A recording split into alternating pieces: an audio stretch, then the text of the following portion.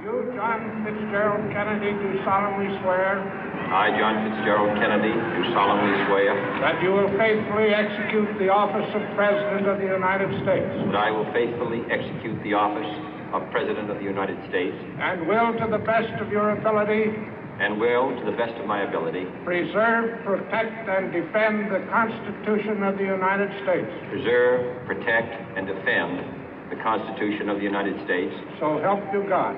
So help me God.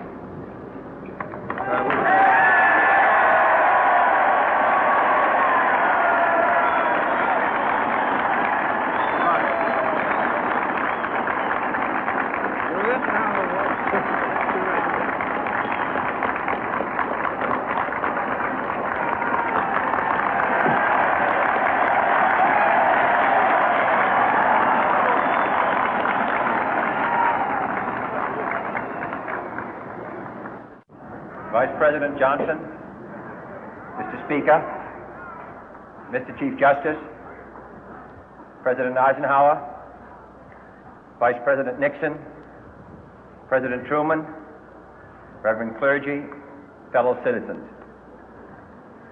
We observe today not a victory of party, but a celebration of freedom, symbolizing an end as well as a beginning, signifying renewal as well as change.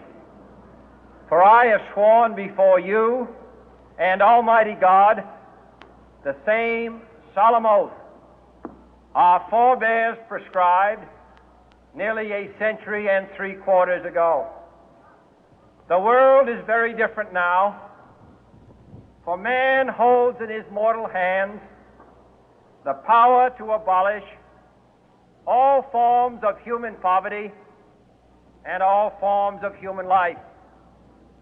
And yet the same revolutionary beliefs for which our forebears fought are still at issue around the globe. The belief that the rights of man come not from the generosity of the state, but from the hand of God. We dare not forget today that we are the heirs of that first revolution. Let the word go forth from this time and place to friend and foe alike that the torch has been passed to a new generation of Americans born in this century, tempered by war, disciplined by a hard and bitter peace, proud of our ancient heritage, and unwilling to witness or permit the slow undoing of those human rights to which this nation has always been committed and to which we are committed today at home and around the world.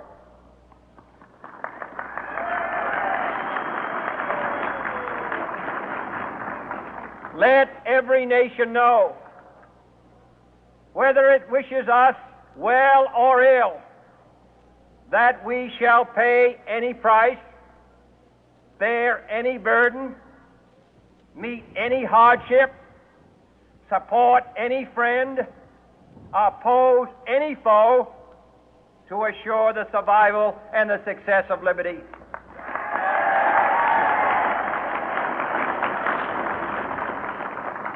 This much we pledge and more. To those old allies whose cultural and spiritual origins we share, we pledge the loyalty of faithful friends. United, there is little we cannot do in a host of cooperative ventures. Divided, there is little we can do, for we dare not meet a powerful challenge at odds and split asunder. To those new states whom we welcome to the ranks of the free, we pledge our word that one form of colonial control shall not have passed away, merely to be replaced by a far more iron tyranny. We shall not always expect to find them supporting our view, but we shall always hope to find them strongly supporting their own freedom, and to remember that in the past, those who foolishly sought power by riding the back of the tiger ended up inside.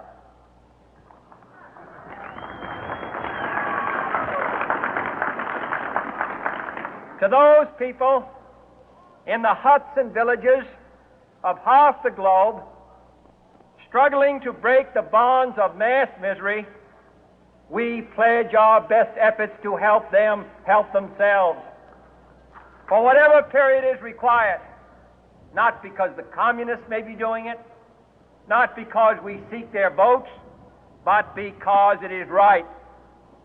If a free society cannot help the many who are poor, it cannot save the few who are rich.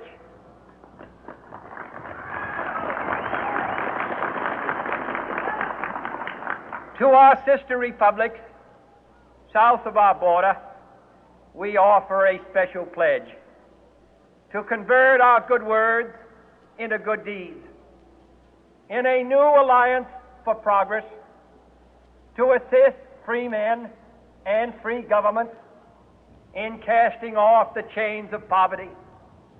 But this peaceful revolution of hope cannot become the prey of hostile powers.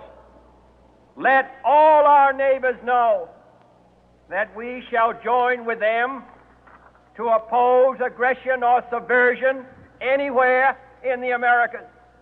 And let every other power know that this hemisphere intends to remain the master of its own house.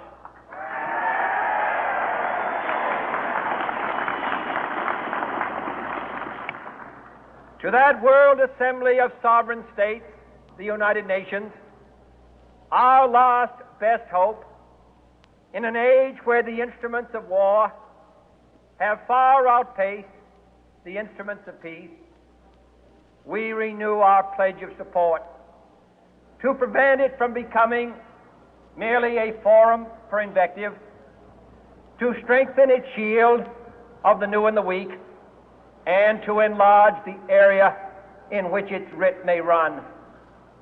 Finally, to those nations who would make themselves our adversary, we offer not a pledge, but a request that both sides begin anew the quest for peace. Before the dark powers of destruction, unleashed by science, engulf all humanity in planned or accidental self-destruction, we dare not tempt them with weakness, for only when our arms are sufficient beyond doubt can we be certain beyond doubt that they will never be employed. But neither can two great and powerful groups of nations take comfort from our present course, both sides overburdened by the cost of modern weapons, both rightly alarmed by the steady spread of the deadly atom, yet both racing to alter that uncertain balance of terror that stays the hand of mankind's final war.